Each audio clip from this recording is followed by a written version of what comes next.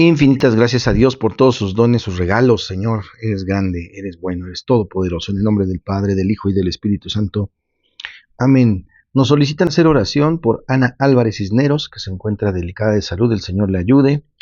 Por nuestra hermana, la señora Patricia, que también fui a visitar en esa situación de salud. El Señor la fortalezca. Pedimos también por todos los enfermos que están padeciendo. Nos han reportado por Roxana García Alvarado, por Osiris Oropesa, por Nelson José Peña Gaspar, por Mario Andrés, por Arturo Muñoz Rodríguez, por Lucina Garita, por Marcela Torres Rodríguez, por María Domitila, por Angélica, por Elsa, por César Guadalupe Leal, por Silvia Vargas, por nuestros queridos catecúmenos que recibirán sus sacramentos este domingo a las 2 de la tarde. Gracias, Señor, por estos catecúmenos, por su preparación y su formación, y obviamente porque tendremos más hermanos con todos sus sacramentos de iniciación cristiana en nuestra Iglesia Católica. Dios les bendiga, queridos hermanos, gracias por su compromiso, y aquí nos veremos. En el nombre del Padre, del Hijo y del Espíritu Santo. Amén. Espíritu Canal, con ustedes. Empezamos. Lectura del Santo Evangelio según San Juan, capítulo 21, versos del 1 al 14. En aquel tiempo Jesús se les apareció otra vez a los discípulos junto al lago del Tiberíades. Se les apareció de esta manera. Estaban juntos Simón Pedro, Tomás llamado el gemelo, Natanael el de Caná de Galilea, los hijos de Zebedeo y otros 2 discípulos. Simón Pedro les dijo: voy a pescar. Ellos le respondieron también: nosotros vamos contigo. Salieron y se embarcaron, pero aquella noche no pescaron nada. Estaba amaneciendo cuando Jesús se apareció en la orilla, pero los discípulos no lo reconocieron. Jesús les dijo: muchachos, ¿han pescado algo? Ellos contestaron: no. Entonces él les dijo: echen la red a la derecha de la barca y encontrarán peces.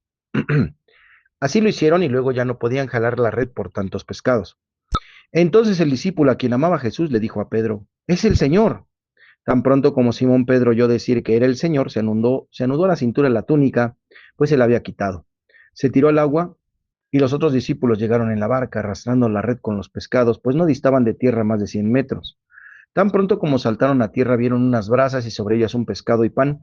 Jesús les dijo: traigan algunos pescados de los que acaban de pescar.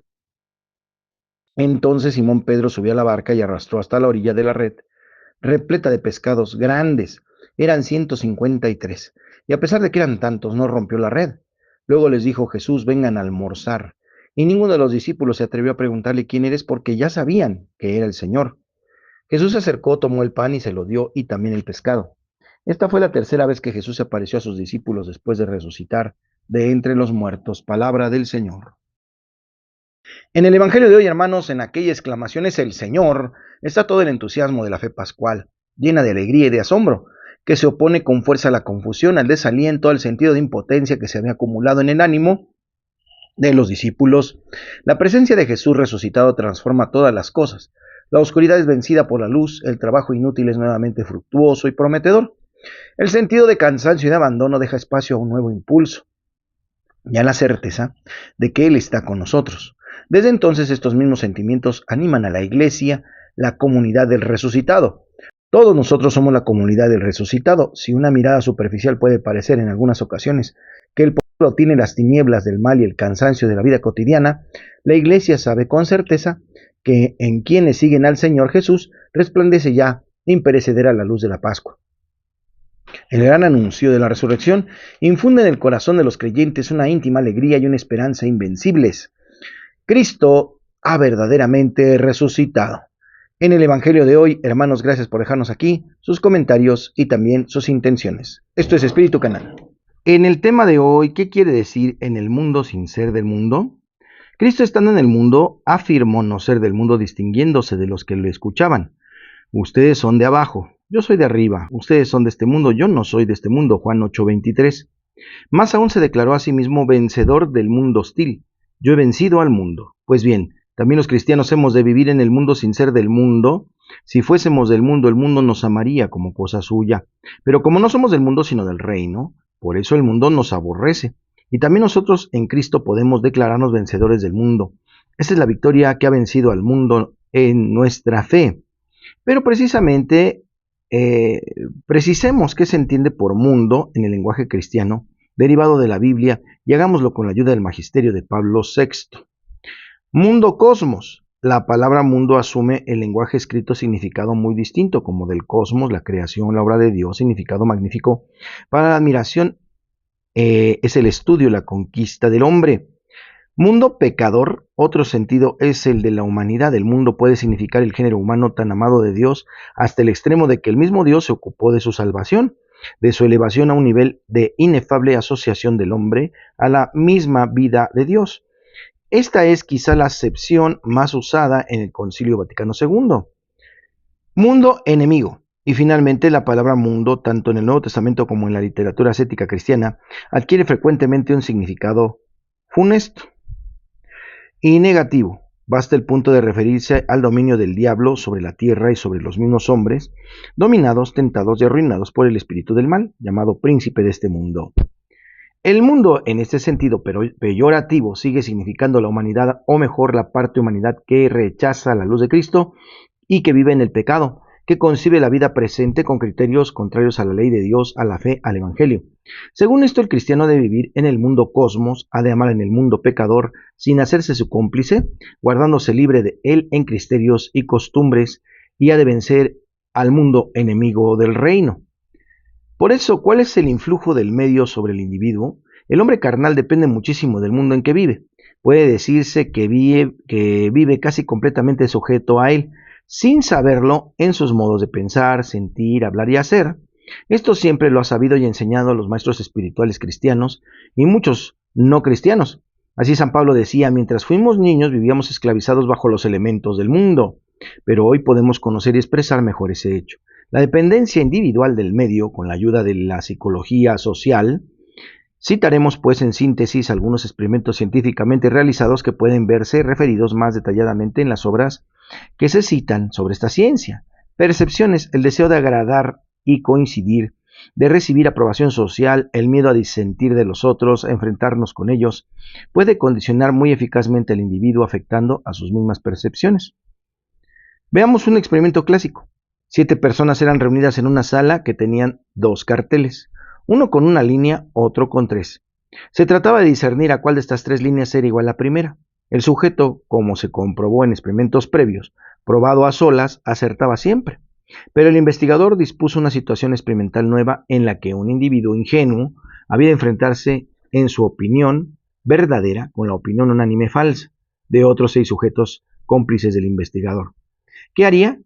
¿Quedarse aislado con su percepción verdadera o mantenerse agrupado a costa de expresar o incluso de percibir una estimación visual errónea? La prueba tuvo muchos sujetos y numerosas variantes. El resultado global vino a ser este.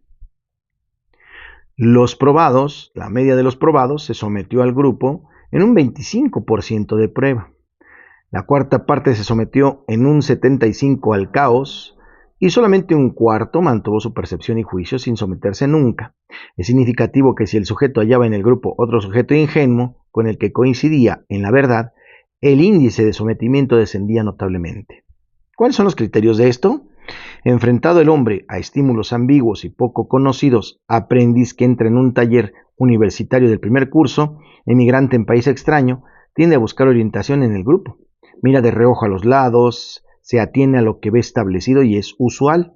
Esta socialización o masificación va configurando eficazmente la mente del hombre, desde que ingresa en el mundo hasta que muere, pasando por una serie de situaciones, problemas y asuntos sucesivamente cambiantes. Como es obvio, los influjos recibidos una vez favorecen la formación de criterios verdaderos. Por ejemplo, hay que trabajar, otras veces inculcará convencimientos falsos. Cuanto menos hijos, mejor. En Francia, los jóvenes de 15 a 20 años estiman como número ideal de hijos ninguno, un 8% 1, 10% 2, 42% 3, 31% 4 o más. Ninguno sin opinión 9%. En esta encuesta, ¿qué pensarán de este tema los jóvenes matrimonios cristianos que se formen en este ambiente? Si son cristianos carnales, estarán esclavizados bajo los elementos del mundo. Pensarán, obrarán como todos. Solamente si son cristianos espirituales tendrán fe iluminada y libertad del mundo para pensar y obrar en este tema según convenga, según Dios quiera. Pero como sabemos, los cristianos espirituales, es decir, los cristianos plenamente libres del mundo, pues son muy pocos. Conducta. El comportamiento individual se ve constantemente afectado por la aprobación social que refuerza ciertas pautas conductuales. Y por la reprobación social que aleja a otras, esta presión de la sociedad sobre este individuo se asemeja a la presión atmosférica. Actúa sobre la persona siempre desde su nacimiento y por eso mismo no advierte su influjo. Vemos entonces este tipo de casos como una interpretación que a veces puede ser individual en comparación y también expectativas y necesidades. En el tema de hoy, en Santos y Conversos, hoy celebramos a San Ezequiel, el profeta. Esto es del siglo VI a.C., uno de los 4 grandes profetas bíblicos conocido por sus visiones simbólicas. Recuerden ustedes, bíblicamente, esto es veterotestamentario, está el campo de huesos secos, el templo, combatió la idolatría durante el exilio en Babilonia y trajo un mensaje de esperanza y restauración mesiánica. ¿Qué detalles clave podemos encontrar en este santo? Bueno, pues que el significado primero de Ezequiel es Dios es mi fortaleza. Si alguien lleva este nombre, eso significa tu nombre. Su vida, pues, ha sido profeta y sacerdote, deportado de Babilonia en el año 597 a.C., ejerció su misión por más de 20 años y su mensaje se centra en la esperanza de un pueblo purificado y la futura restauración tras la crisis de la fe. Su legado es famoso por sus visiones proféticas narradas en el libro bíblico que lleva también su nombre. En Santos y Conversos, hoy celebramos a San Ezequiel, sacerdote y profeta del Antiguo Testamento. En la Rueda del Alma, en el canal de Amimater, canto de resurrección, Cristo ha resucitado, aleluya. Adelante. Cristo ha resucitado, resucitemos con él, aleluya, aleluya. Es el grano que muere para el triunfo de la espina, aleluya, aleluya, aleluya.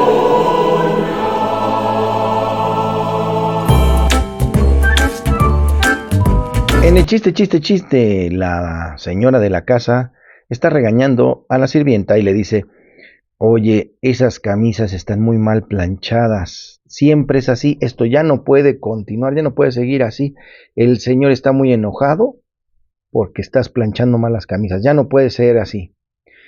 A lo que la sirvienta le contesta a la patrona: tiene razón, señora, ya no puede seguir siendo así. Ya es tiempo de que deje ese viejo latoso. En Curiosidades de la Iglesia Católica, ¿cómo puede distinguir una persona si sus actos son buenos o malos? Mucha gente dice: no sé si hice bien, no sé si hice mal. Bueno, cuando uno tiene la conciencia de pecado, no se hace tonto. Sabe decir: esto no es bueno, esto no está bien y esto está mal, ¿no? El Espíritu de Dios nos grita desde dentro y nos convence, nos aclara que lo que hacemos puede ser bueno o malo. Para distinguir mejor estas acciones, buenas y malas, contamos con las siguientes orientaciones. 1. Lo que hago debe ser bueno, no basta con solo una buena intención. Yo quise hacer el bien, pero... Ejemplo: robar un banco es siempre malo, aunque lo haga con la buena intención de dar dinero a los pobres. 2. Aunque lo que haga sea realmente bueno, la mala intención con que la hago, el bien convierte en mala toda acción. Si acompaño a una anciana a casa y la ayuda a entrar en ella, lo que hago es una acción buena, pero si solo lo hago para preparar un futuro robo, toda la acción se convierte en mala, porque mi intención no es buena, ya nos dimos cuenta. 3. Las circunstancias bajo las que actúa una persona pueden mitigar la responsabilidad, pero no cambian en nada el carácter bueno o malo de una acción. Por ejemplo, golpear a una madre es siempre malo, aun cuando ésta le haya dado con anterioridad al hijo poco amor. No hay justificación. El ser humano puede distinguir perfectamente entre acciones buenas y malas, puesto que posee razón y conciencia que le permiten hacer juicios claros. La conciencia es el núcleo más secreto y el sagrario del hombre, en el que se siente a solas con Dios, cuya voz resuena en el recinto más íntimo de aquella persona. Lo dice la Gaudium et Spes del Concilio Vaticano II. En Curiosidades.